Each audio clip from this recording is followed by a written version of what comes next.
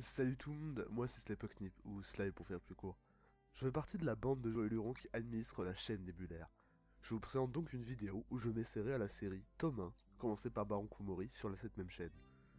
Le choix pour cet épisode s'est porté sur L'île errante, dont le tome 1 est déjà sorti en France, et le tome 2 ne l'est qu'au Japon. L'île errante, un manga signé Kenji Tsurata, connu pour Spirit of Wonder ou Les Souvenirs des Manos. Il est paru en 2011, d'abord prépublié dans le magazine Afternoon. En France, il sort dans la collection Latitude de Kiun, à l'instar de Bright Stories, déjà présenté par le poteau Kumori. Nous commencerons donc par un bref résumé. L'histoire se déroule entre quelques-unes des 6000 îles qui composent l'archipel du Japon. Un paysage très rural, on ne se croirait parfois dans une autre époque, bien que le manga se passe dans notre monde actuel. Nous suivons la vie de Mikura Media, une jeune femme s'occupant de la livraison de colis sur les différentes îles de la préfecture de Tokyo, à bord de son vieil hydravion.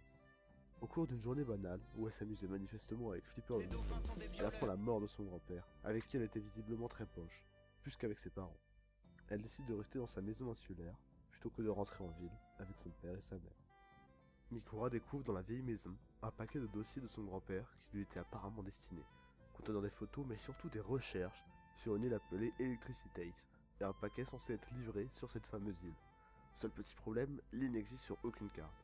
Malgré l'adresse totalement vague et non valable, Mikura, qui est apparemment l'employée de la poste la plus dévouée du monde, décide d'aller trouver cette île et de livrer le colis. Elle part donc à la recherche d'informations sur ce mystérieux lieu. Il semble que des vieux du PMU du village ont entendu parler ou même vu Electricité de leurs propres yeux. Après de longues réflexions, Mikura comprend que cette île se déplace et a donc des périodes de passage précises dans l'archipel japonais, un peu comme une éclipse. Après de nombreuses excursions infructueuses, Mikura arrivera à trouver et même survoler l'île, dans une séquence qui ne semble n'être qu'une sorte de rêve éveillé puisqu'elle a un accident d'avion, et se retrouve au point de départ sans réelle preuve que ce qu'elle a vu existe.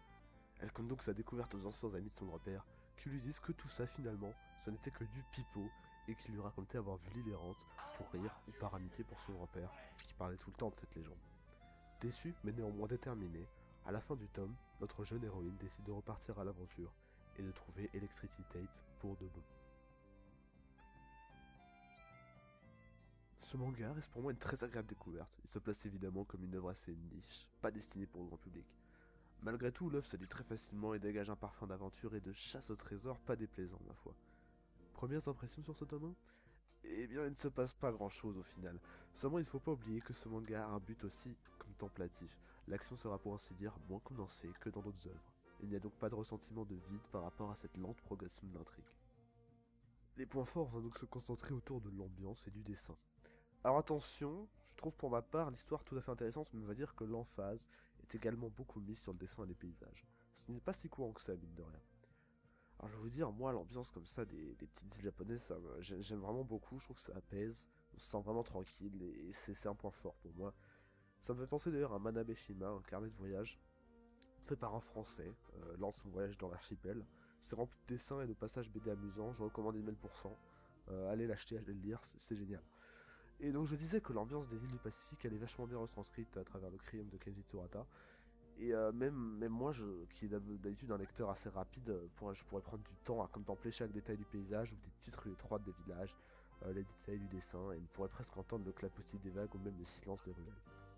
Autre point, une bonne partie de l'action se passe à bord de l'avion de l'héroïne. On peut donc considérer ce manga comme en partie un manga d'aviation.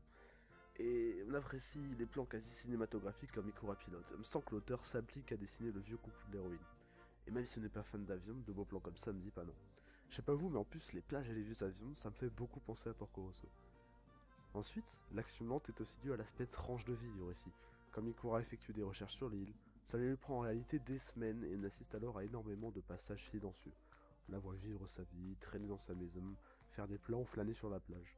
On peut même voir l'évolution du personnage, où son état de fatigue se détériore à mesure qu'elle s'investit dans la quête d'électricité, au détriment de son travail. On verra alors ses cernes grandir régulièrement, au fil des semaines. En somme, que tirer de ce tome 1 ? Eh ben, c'est très prometteur. Je ne sais pas si la série se finira avec le deuxième tome ou s'il faudra un peu plus de temps, mais en tant que petite lecture exotique et relaxante, ça se pose là. L'aspect très contemplatif de la nature est tout de même compensé par une histoire apportant son petit lot de suspense, et ça donne clairement envie de percer à jour le mystère de l'île errante. Je ne donne pas de notes, mais c'est une œuvre que je vous conseille vivement si vous souhaitez sortir des sentiers battus. Et voilà, c'est tout pour moi. J'espère vous avoir fait découvrir quelque chose aujourd'hui et vous avoir donné envie de lire le manga. On se retrouve très bientôt sur la chaîne Nébulaire. Suivez-nous sur Twitter, tout ce qu'il faut est dans la description. C'était Slypox Snip. Ciao.